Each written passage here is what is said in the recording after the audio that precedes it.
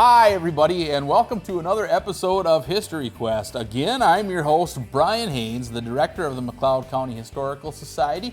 And again, I've got a couple of stories for you this month, so sit back, enjoy, and then we will end with some undeniable truths.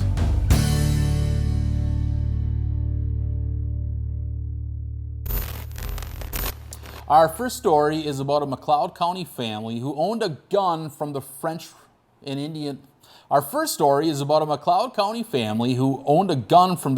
Indian War back in the 1750s. This gun was handed down, and when this family came into McLeod County in the 1850s, they were still using the gun, even though it was 100 years old or more. Life in the 1800s could be tough, especially for the hardy settlers who lived off the land. In Minnesota, living a subsistence lifestyle meant being in tune with nature. Settlers needed to be aware of seasonal weather changes, planting and growing cycles, knowing where to forage for wild edibles, and of course, knowing how to hunt. Hunting was essential for anyone living away from civilization. For the first settlers in McLeod County, hunting, though pleasurable, wasn't something to be done for recreation. Surviving meant finding and killing game. Luckily for the first settlers, game was plentiful. The woods abounded with deer, the lakes were stocked with fish, and the prairies were home to many upland game birds, and the backwaters were filled with waterfowl. Of course, to be a successful hunter meant to have the tools for success, namely, a good gun. Firearms were essential tools for the settlers. Bear, wolves, and in some cases, feral hogs and dogs were apt to pose a threat to humans and the domesticated animals they kept. There was also the threat of other people. There was little in the form of law enforcement in the early days, and settlers needed a means of protecting themselves. There's no doubt that a good gun was in high demand for the early settlers.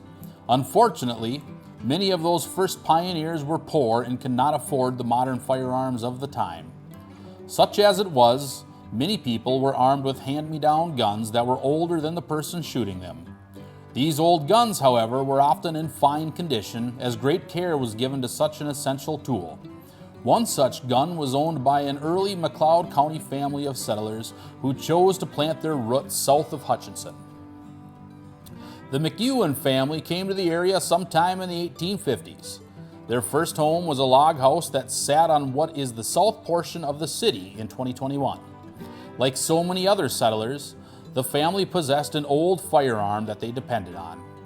It was an old flintlock, a Queen's arm musket that was used during the French and Indian War from 1754 to 1763. The gun was roughly a century old, passed down through the generations, yet still in top working order. For the McEwens, the gun was more than just an antique. It was often depended on for putting food on the table. On a morning in 1858, the elder McEwen and his oldest son were away from home tending to a claim when a deer entered their yard. The youngest boy, barely able to hold the gun, saw this as his opportunity to put some food on the table. His mother set a chair in the doorway for the boy to rest the barrel of the musket on. He was too small to hold the gun up without it. He loaded the musket himself and fired, killed the deer, and provided some much-needed meat to the family. Later, that same boy looked toward the sky to see a large flock of geese cackling and flying in the direction of the home. He again loaded the antique musket and fired into the air, bringing down a goose that was so large and so heavy the boy could not carry it home on his own. It was said that one year, the old musket killed 32 pounds of ducks that were eaten by the family. A few years later, in 1862, during the Sioux Uprising in Minnesota, the old musket was lost. One can only guess, but it's likely that it was lost in the home as it was set aflame or lost on the prairie in a mad dash toward the safety of the fort. Either way, no one could deny, especially the McEwens, that a good gun was a much-needed tool, new or old. All right, So the next story I'm going to share with you is about travel in McLeod County, specifically the first automobiles and the obstacles that they had in their paths when trying to traverse the roads that used to be laid out across not just McLeod County, but much of Minnesota at the time when automobiles were first coming into popularity and becoming available for the average person. So here we go. It's not entirely known when the first automobile made its way through McLeod County, but in all likeliness, it was probably quite the spectacle. The horseless carriage, as it was called, was not entirely unknown in rural Minnesota. Locomotives have been in use for some time by the early 1900s, and the first steam-powered carriage was invented well over a century prior, in 1771.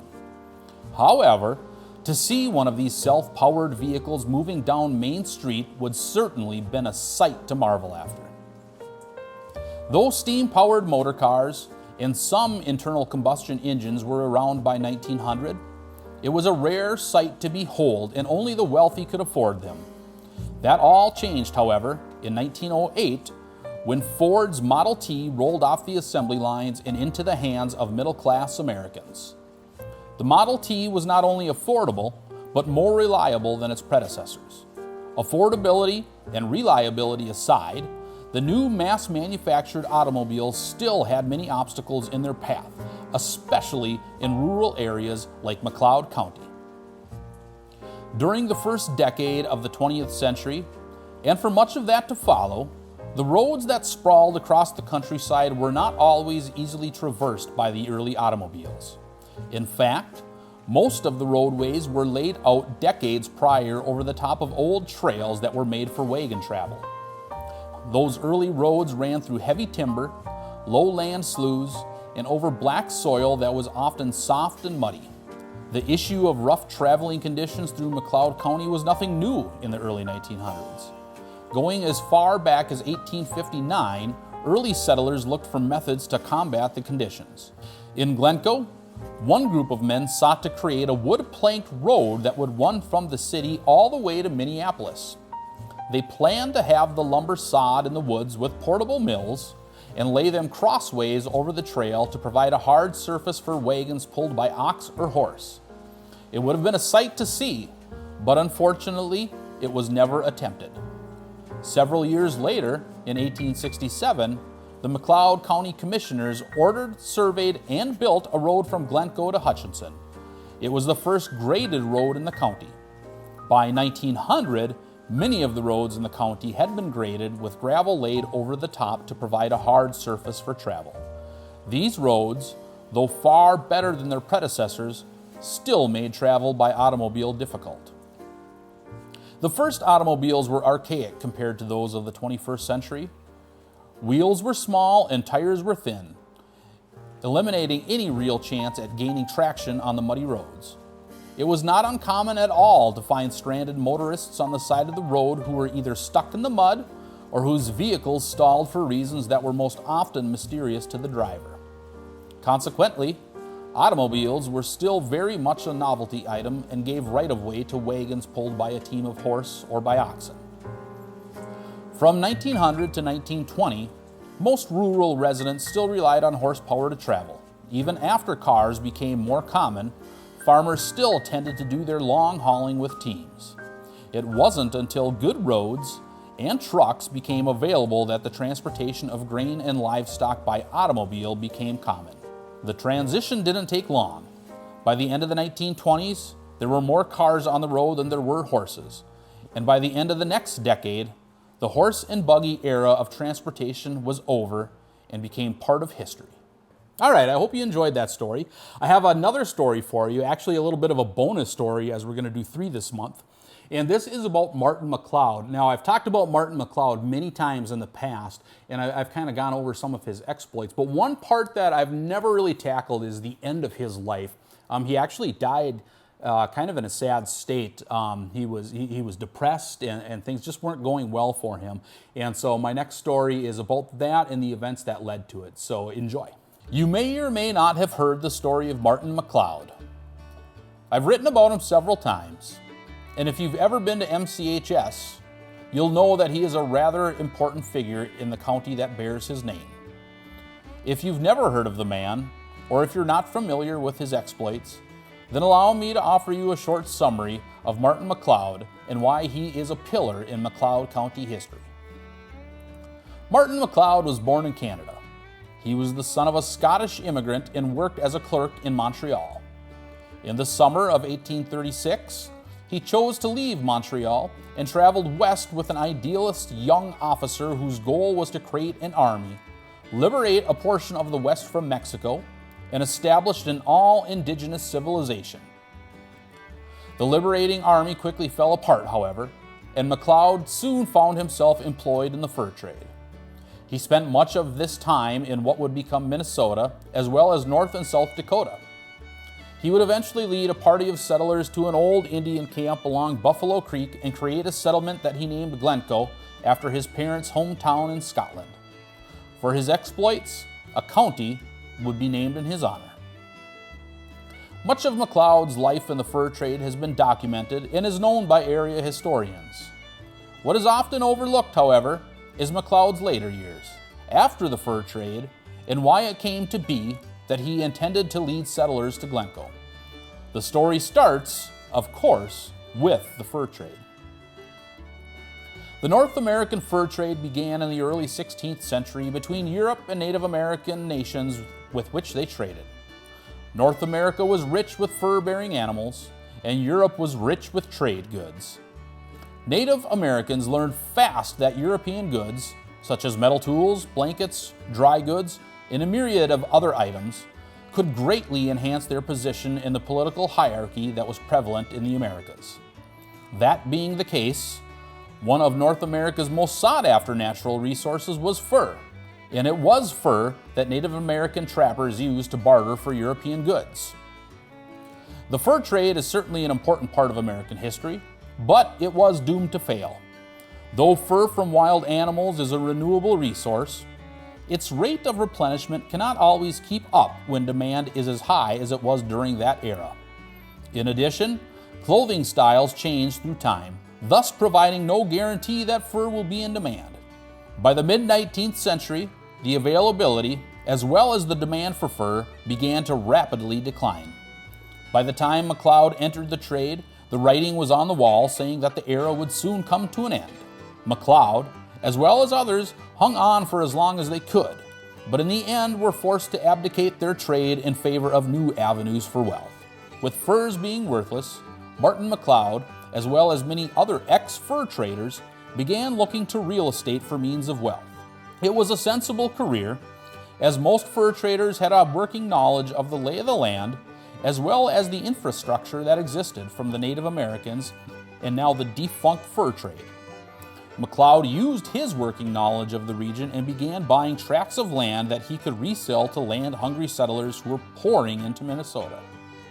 Unfortunately for McLeod, however, he did not possess the initial principle to invest in land and was forced to do so on credit. To make matters worse, McLeod still owed debts from his fur trading days, making his financial situation dreadful.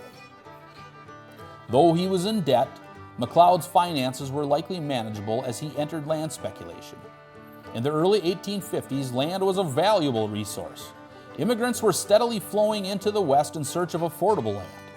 That is, until an economic crisis hit much of the Western world in 1857. It was called the Panic of 1857, and it had dire effects on immigration. A myriad of factors that included the sinking of a ship filled with gold and the end of a war in Russia created a global financial crisis that put many immigrants, as well as investors, in a tight spot. People wishing to move west could scarcely afford to do so, and those like McLeod, who had invested large amounts of borrowed capital, could not sell the land for a profit. McLeod no longer had money to invest in land and was unable to borrow to pay down his debts. He sat on over 1,000 acres of land and 300 lots that he could not sell. Though McLeod's latter years were lived in a sense of despondency, his wealth is unmatched in his legacy, as few men in history have an entire county named for them. In addition, historians who study McLeod often remark on his exceptional quality as a human being. While others look to exploit the Native Americans during the fur trade, McLeod took an active interest in their livelihood. In many ways, he became a legend in his own time. However, his enduring legacy was not enough to lift him from his debts.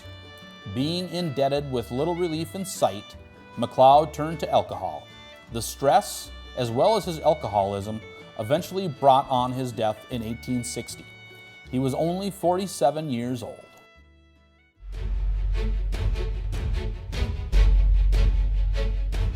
In a world of fake news, where the facts are sometimes altered, we bring you the undeniable truth with Brian Haynes.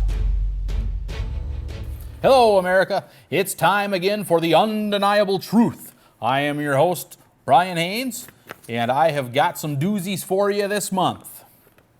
Truth number 1.